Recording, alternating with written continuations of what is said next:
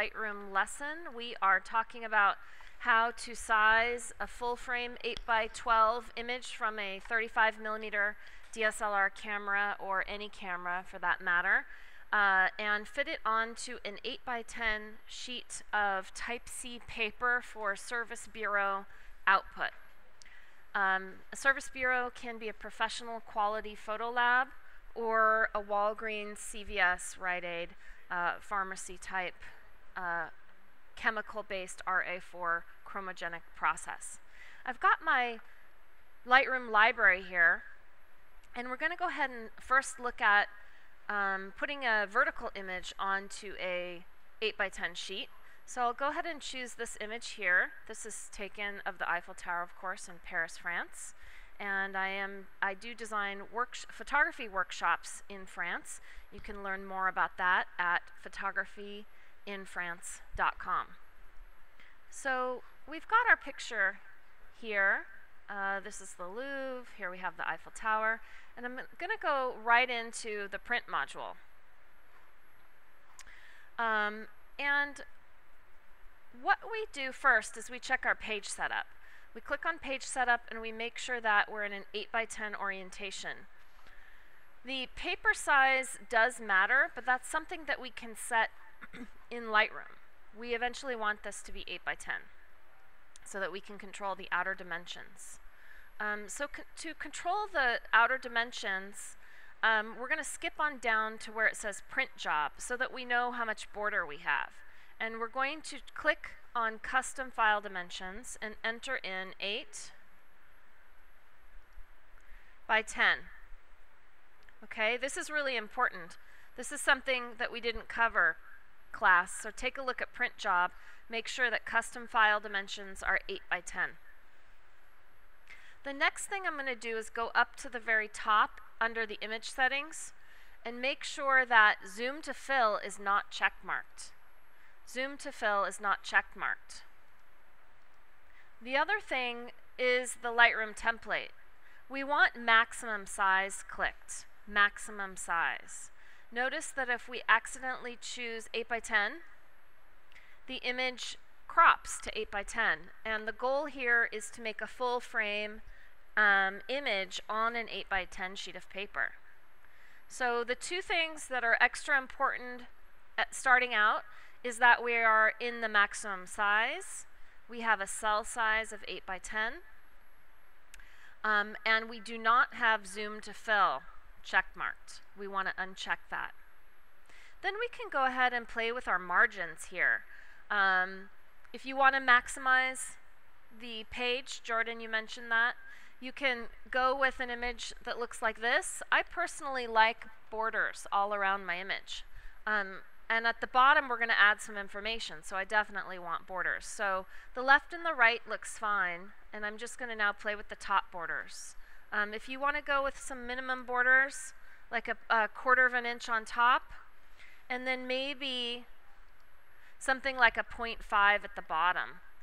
This is what is called center weighted, or optimally weighted, so that it looks like we have a little bit more on the bottom intentionally, so that when we look at the image has a bit more optical information at the bottom. And this is what we do in framing also, so that the image doesn't look like it's tipping over to the eye as we add what's called a weighted bottom.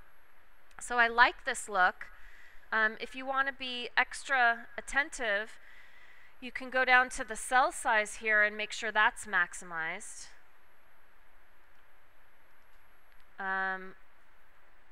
Check marking keep square makes sure that this whole image has a square cell. That's not as important to us. So I'm liking how this looks. If you want to just keep it all coordinated, you can punch in 2.5 on the left and right sides to make sure it's equal all the way around. Now, obviously, this is still a little bit more than 0.25. So our image is actually 9.25 by 7.5, and that's fine. We're going to have to cut our mat that size. There is no such thing as an 8x10 image from a 2 to 3 aspect ratio like a DSLR camera. An 8:12 is correct, but an 8:10 image requires cropping. So this is one way you can fit an image from a digital camera that comes from a 2:3 aspect ratio onto an 8:10 sheet without cropping and losing information. The last part is here. We're going to print to a JPEG file. We're going to go to a Type C service bureau, so we're going to keep the file resolution at 300, which is optimal for that service bureau.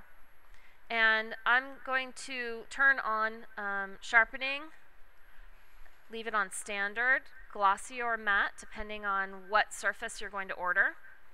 I like to keep the JPEG quality at 100 unless you're submitting it online.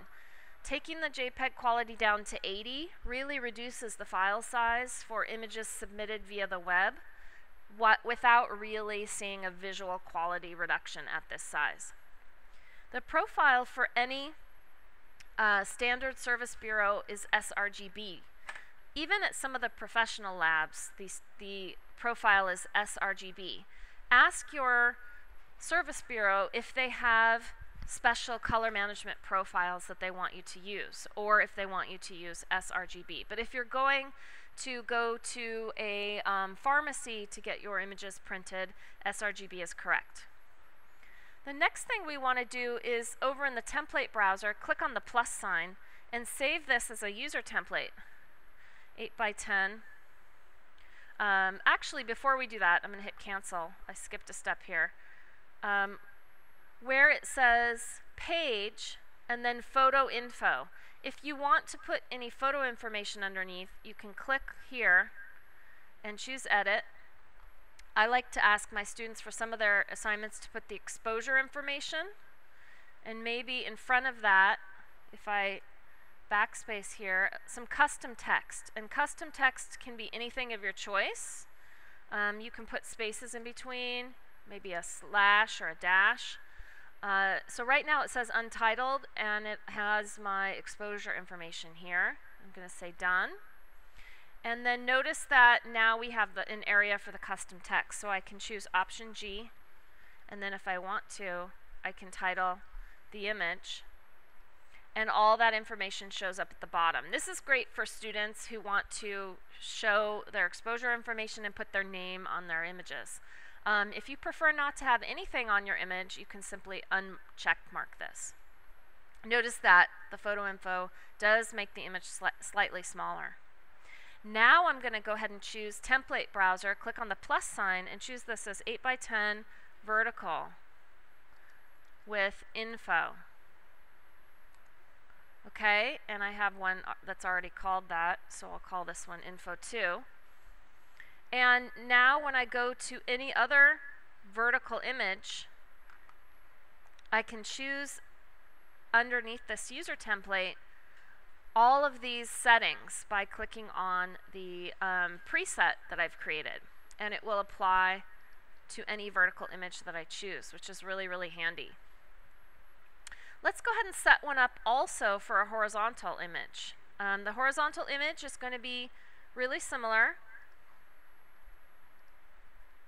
Notice that the horizontal image comes in as a vertical, and when we tip it horizontally, the borders aren't going to be straight, right? So we need to go back to our page setup and tell our computer that we want to work with a horizontal image or a landscaped mode image. Then I can go back in, and I'm going to have to redo my margins here. For some reason, the right margin is always stuck at 0.5. I still have all my settings in here from the vertical entry that I did, so that's nice. I'm just going to double check everything. The custom file dimensions got reset, so I'm going to change those back to 10:8 in this case because it's a horizontal. You have to watch Lightroom here, all the settings. And now I can move that. Look at that. Look at that, Jean. Now I can move that margin where I want it to. I had to go down and modify this custom size, custom file dimensions to 10:8. and then that allowed me to loosen up these margins. And I can do a 0.25 all the way around, and maybe a little bit more on the bottom. And now I have an optically centered picture. I still have my photo information underneath from the last setting that I did, and I'm going to go over here and save it as a user template preset, and I'm going to call it 8x10 vertical with photo info 2. Okay, so now any vertical that I choose, because I have these settings saved, will apply. And here I am. Hi everybody. It's a little pixely. There's some taxidermy. Hello, friends. All right. So any vertical that or any horizontal that I choose will fit into the template here. And then we can simply go ahead and move forward with our output. And our output is going to be to a JPEG file to submit to a service bureau. I'm going to say print to file.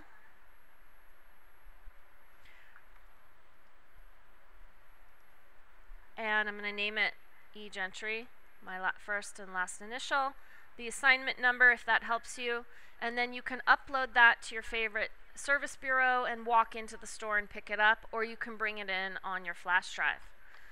And it just takes a minute to crunch and flatten and size and add all the information.